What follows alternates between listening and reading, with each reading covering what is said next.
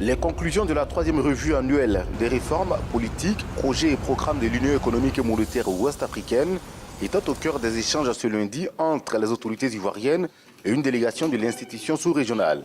Après les travaux des experts effectués du 6 au 8 novembre dernier à Abidjan, la capitale économique de la Côte d'Ivoire, la délégation de la commission de l'UEMOA, avec à sa tête le président, et la délégation ministérielle conduite par le ministre ivoirien de l'économie et des finances se sont penchés sur les conclusions consignées dans un mémorandum.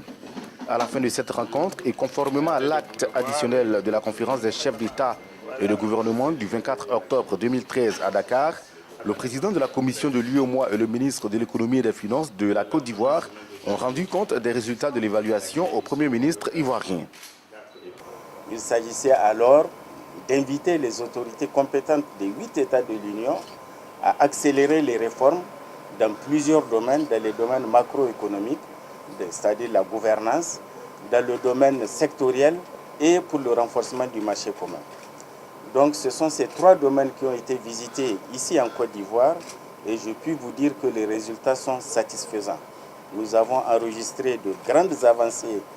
dans la transposition et dans la mise en œuvre des réformes au niveau de l'Union.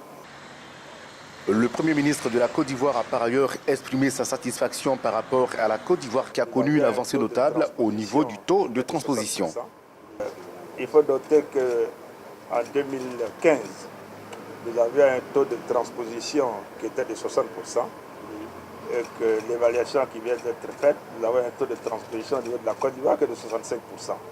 Donc nous avons donc un accroissement. Cette volonté d'intégration est poussée dans l'ensemble des États, dans les 5 États visités, et je suis sûr que dans les 3 prochains États, il en sera donc de même.